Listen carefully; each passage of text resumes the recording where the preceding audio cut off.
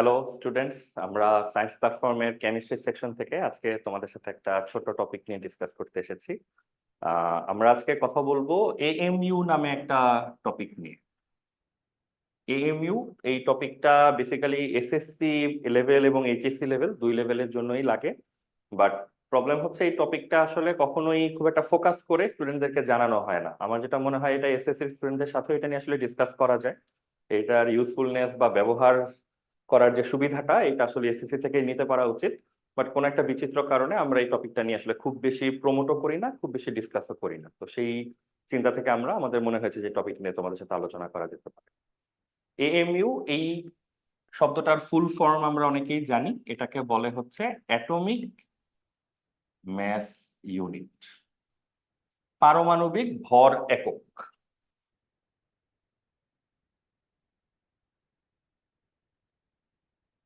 তো প্রথম প্রশ্ন হবে এএমইউ জিনিসটা কি।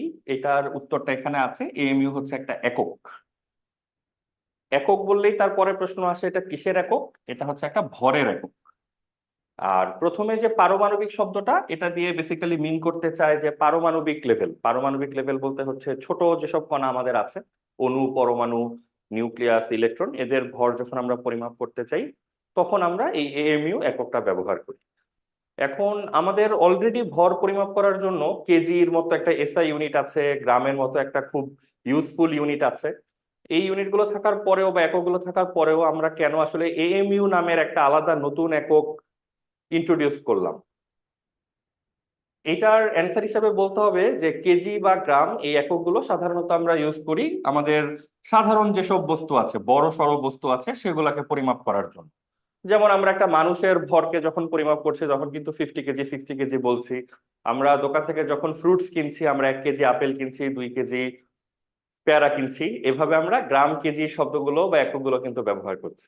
তো আমরা যখন এই একই এককগুলো দিয়ে আমাদের এই কেমিস্ট্রির খুব ছোট কণাগুলোকে পরিমাপ করার চেষ্টা করছি, যেমন নিউক্লিয়াস, পরমাণু, অণু, ইলেকট্রন, প্রোটন, এগুলাকে যখন আমরা পরিমাপ করার চেষ্টা করছি তখন একটা অদ্ভুত সমস্যা তৈরি হচ্ছে। যেমন একটা প্রোটনের ভর আমাদের আসছে 1.6 10⁻24 গ্রাম। এখন আমাদের যাদের নাম্বার সিস্টেমটা নিয়ে ধারণা আছে তারা আমরা জানি যে 10⁻24 এই কথাটার মানে হচ্ছে দশমিকের পরে আমাদেরকে কতগুলো জিরো দিতে হবে, 23টা জিরো দিতে হবে। তো এটাই হচ্ছে প্রবলেম যে আমরা যদি আমাদের এই কনভেনশনাল কেজি বা গ্রাম এককগুলো দিয়ে এই ছোট কণাগুলোকে পরিমাপ করার চেষ্টা করি তখন আসলে এই দশমিকের পরে 20টা 30টা 40টা করে শূন্য দিতে হয় আমাদের। তো সংখ্যাগুলো তো আসলে খুব ছোট চলে আসে, তাই না? দশমিকের পর 20টা শূন্য, 30টা শূন্য, এগুলো লেখা, এগুলো নিয়ে কাজ করা সবই খুব ঝামেলার কাজ। আর দ্বিতীয়ত কেমিস্ট্রি সাবজেক্টটা তো একদিক থেকে খুব সেন্সিটিভ, কারণ তুমি বিভিন্ন ঔষধ বানাবা, তুমি বোমা বানাবা, এই ধরনের যে কোনো অ্যাক্টিভিটিতে কিন্তু ভরের বা পরিমাপের সূক্ষ্মতা খুব ইম্পর্টেন্ট। তো এই ধরনের ছোট সংখ্যা নিয়ে যত আমরা কাজ করব, যত আমরা ক্যালকুলেশন আগায় নিয়ে যাব, তত কিন্তু ভুল ভ্রান্তি হওয়ার সম্ভাবনা বাড়বে। কারণ আমরা সবাই জানি আমরা নিজেরাই যখন একটা ম্যাথ করি আমরা কিন্তু নিজেরাই দশমিকের পরে 2 ঘর 3 ঘর বা কেউ হয়তো হাইয়েস্ট 4 ঘর, এর বেশি কিন্তু আমরা নেই না কখনো। তো সেই হিসাবে 20 ঘর 30 ঘর পর্যন্ত ডেটা বা ইনফরমেশন বা নাম্বার নেওয়ার কোনো প্রশ্নই আসে না আসলে। তো তার মানে আমরা যদি একটু সাম আপ করি, আমাদের প্রবলেমটা হচ্ছে আমরা যদি আমাদের কনভেনশনাল কেজি বা গ্রাম এই ইউনিটগুলো দিয়ে ছোট কণাগুলোকে পরিমাপের চেষ্টা করি তখন সংখ্যাগুলো একদমই ছোট চলে আসে, দশমিকের পর 20 30টা করে শূন্য দিতে হয়। এই ঝামেলাটা এড়ানোর জন্য আসলে ছোট কণার যেহেতু একটু স্পেশাল কণা, তো ছোট কণার জন্য একটা স্পেশাল একক আমরা ডেডিকেটেড যে নেওয়ার চেষ্টা করেছিলাম, সেটাই হচ্ছে আমাদের এই এএমইউ এককটা। এই এককটা আমরা ব্যবহারই করি সবসময় ছোট ভরগুলাকে পরিমাপ করার জন্য। তো ওই প্রবলেমটা যেন আমরা ওভারকাম করতে পারি। কোন প্রবলেমটা ওভারকাম করতে পারি? সংখ্যার এই যে ছোটত্ব, এটাকে যেন আমরা অতিক্রম করতে পারি। যখন আমরা এএমইউ একক দিয়ে কোনো একটা ছোট ভরকে পরিমাপ করি তখন আমরা যে সুবিধাটা পাই সেটা হচ্ছে সংখ্যাগুলোকে তখন যথেষ্ট বড় দেখায়, রাউন্ড ফিগারে আসে অনেক সময়। তো এই সুবিধাটা আমরা এখান থেকে হচ্ছে নেই। এখন যে কোনো একক যখন আমরা প্রথম শেখার জন্য আসি তখন প্রথম যে জিনিসটা লাগে যে এককটার একটা ডেফিনেশন বা একটা সংজ্ঞা টাইপের দরকার হয়, যে আসলে কতটুকু পরিমাপকে আমরা 1 এএমইউ বলবো। যেমন আমরা যখন কেজি বা মিটার পড়েছি মৌলিক একক হিসাবে আমাদের কিন্তু সেগুলোরও একটা না একটা সংজ্ঞা পড়ে আসতে হয়েছে, যে কোন ফ্রান্সের মিউজিয়ামের সার্ভেতে রাখা ইউরেনিয়াম রড সেটাকে হচ্ছে 1 মিটার ধরা হবে। তো এরকম বিভিন্ন রকম ডেফিনেশন কিন্তু প্রচলিত আছে। এখন কথা হচ্ছে আমরা যে এএমইউ এককটা ব্যবহার করছি সেইটার আসলে সংজ্ঞাটা কি, যেটা নিয়ে আমরা কাজ করব। তো সবাই একটু ভালো করে শুনে রাখো।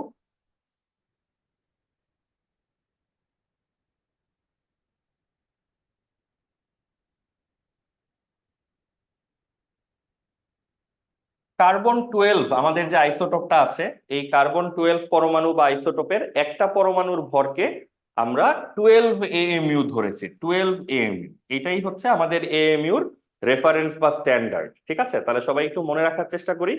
কার্বন 12 যে আইসোটোপটা আমাদের আছে, সেই আইসোটোপের একটা পরমাণুর ভরকে আমরা 12 AMU ধরেছি। তাহলে ঐকিক নিয়ম কি বলে যে 12 AMU মানে যদি হয় কার্বন 12 পরমাণুর একটা পরমাণুর ভর, তাহলে 1 AMU মানে কি আসা উচিত?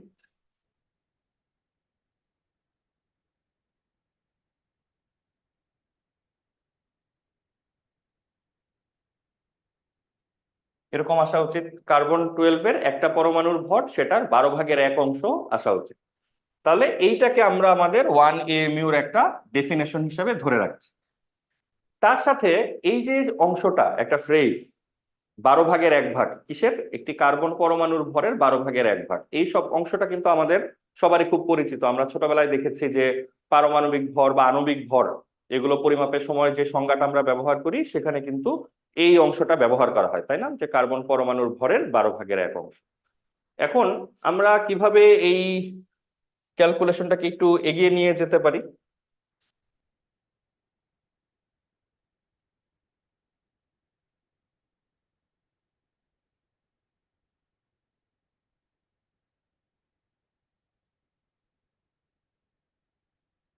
দেখো, আমরা ছোটবেলায় যে পারমাণবিক ভরের সংজ্ঞা পড়েছিলাম, আমরা যদি সেটাকে আবার তোমাদেরকে একটু মনে করিয়ে দেই। পারমাণবিক ভরের সংজ্ঞা ছিল যে এটা একটা অনুপাত, তাই না, একটা রেশিও। একটি পরমাণুর ভর, কোন পরমাণুর ভর? আমরা যেই পরমাণুটির পারমাণবিক ভর বের করতে চাই সেই পরমাণুটির ভর।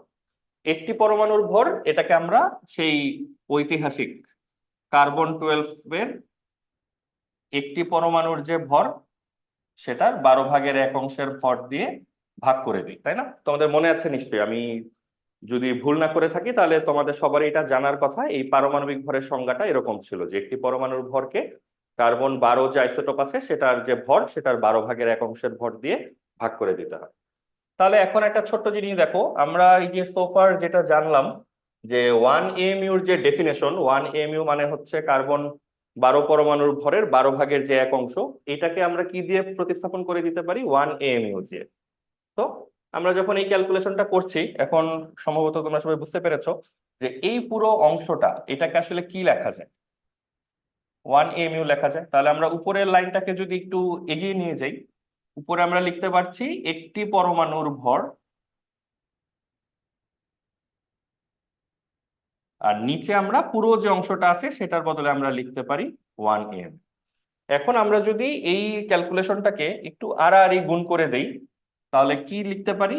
একটি পরমাণুর ভর, উপরে যে অংশটা ছিল সেটা এখানে লিখে দিচ্ছি যে একটি পরমাণুর ভর ইকুয়াল টু হচ্ছে পারমাণবিক ভর, তার সাথে কি গুণ হয়ে যাচ্ছে? 1 AMU গুণ হয়ে যাচ্ছে। এই যে লাইনটা, এই লাইনটাকে আমরা বক্স করে দিচ্ছি, এইটা তোমাদেরকে একটু ভালো করে মাথায় রাখতে হবে। আমরা যদিও দেখিয়ে দিলাম কিভাবে এটা আসছে, বাট সবচেয়ে ভালো রেজাল্ট পাওয়ার জন্য, ফাস্টার রেজাল্ট পাওয়ার জন্য তোমাকে এই লাইনটা যদি তুমি মনে রাখতে পারো, তাহলে তোমার কাজ অনেকখানি সহজ হয়ে আসবে। কি লেখা আছে? একটি পরমাণুর ভর ইকুয়াল টু হচ্ছে ওই যে মৌলটা আছে সেটার পারমাণবিক ভর ইন্টু হচ্ছে 1 AMU। এই লাইনটা একটা খুবই চমৎকার লাইন। কেন চমৎকার লাইন? কারণ যদি আমরা একটা ছোট্ট প্রশ্ন তোমাদেরকে দেই যে একটি অক্সিজেন পরমাণুর ভর কত,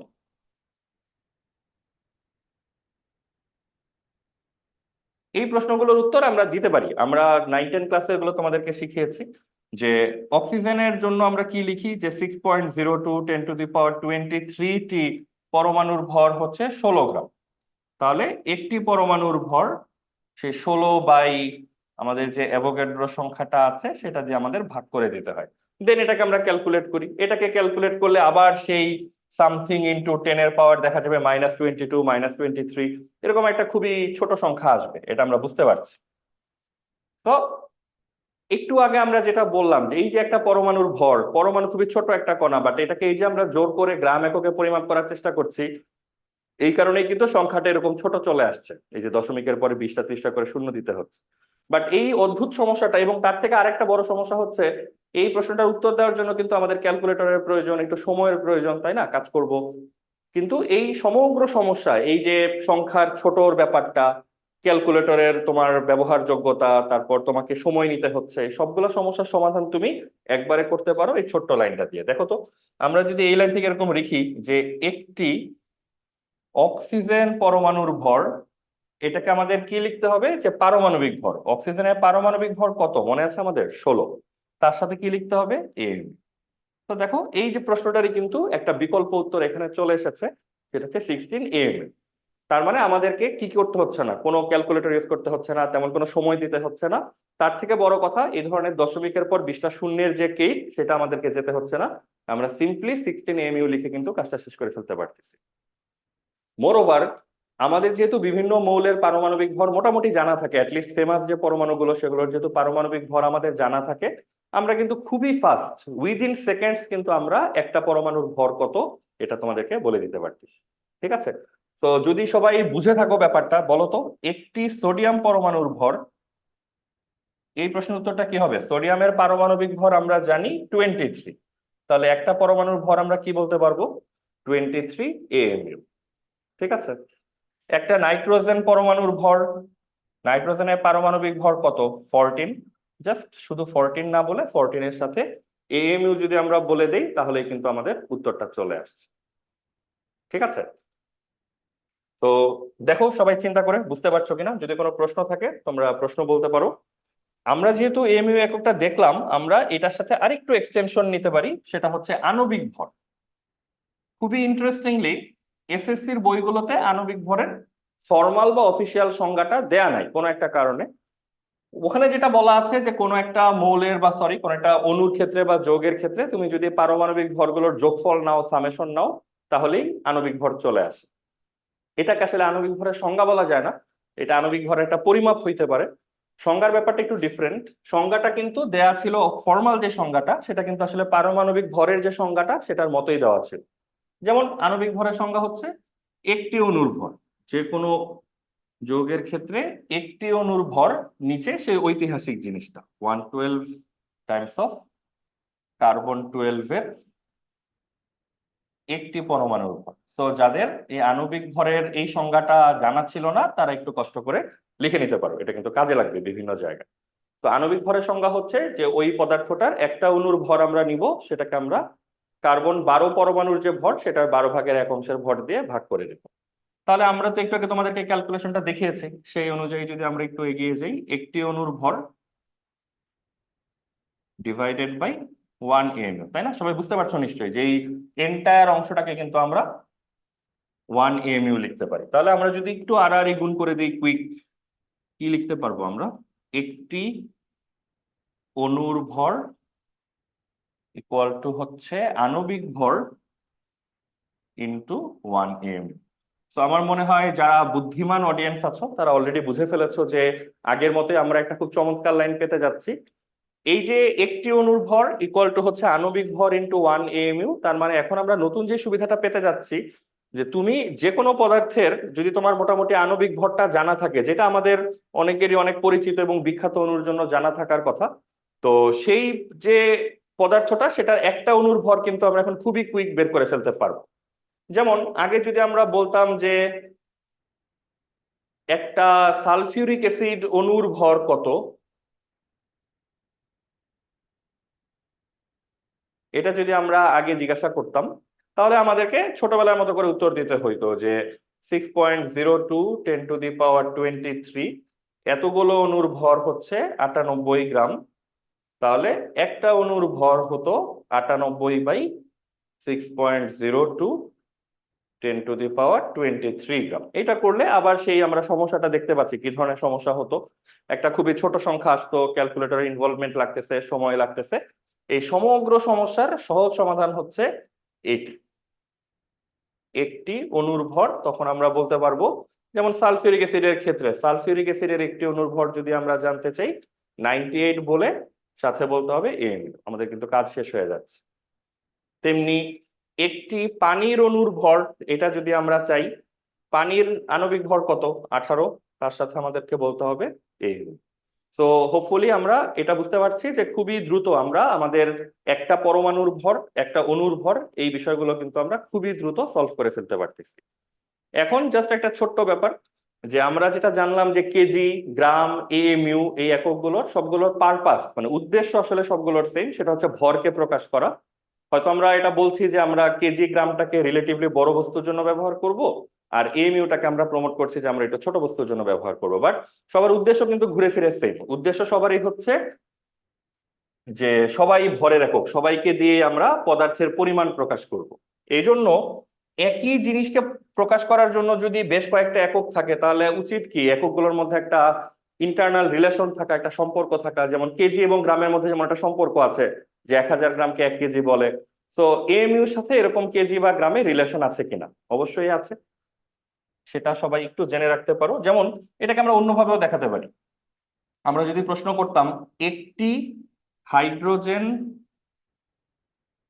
পরমাণুর ভর কত, এই যে একটা প্রশ্ন, এই প্রশ্নটা কিন্তু তোমাদের যারা আজকের দিনে এএমইউটা শিখলা তাদের আজকের দিনের আগের আর আজকের দিনের পরের অ্যান্সার কিন্তু ভিন্ন আসা উচিত, তাই না?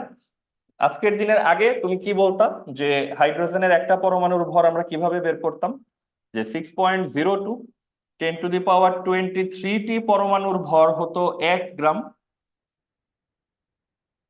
তাহলে একটা পরমাণুর ভর হতো 1/6.02 10⁻23 গ্রাম, যেটাকে তুমি ক্যালকুলেট করলে 1.66 10⁻⁻24 গ্রাম আসতো। এটা ছিল যারা এএমইউ তোমরা আগে জানতা না, তাদের এই প্রশ্নটার উত্তর এইভাবে দেওয়ার কথা। আজকের দিনের পরে এই প্রশ্নটার উত্তর কিভাবে দেওয়ার কথা ছিল, একটা পরমাণুর ভর ইকুয়াল টু হচ্ছে কি বলবো, হাইড্রোজেনের একটি পরমাণুর ভর ইকুয়াল টু হচ্ছে 1, এটার যে পারমাণবিক ভর তার সাথে এর।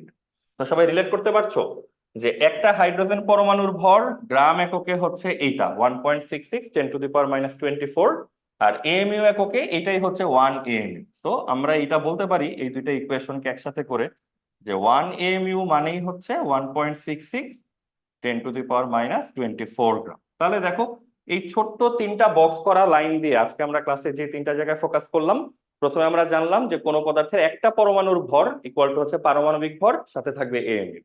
তারপর আমরা জানলাম কোনো পদার্থের একটা অণুর ভর হবে আণবিক ভর, তার সাথে এএমইউ। আর এখন আমরা জানলাম 1 এএমইউ মানে হচ্ছে 1.66 10⁻⁻24 গ্রাম।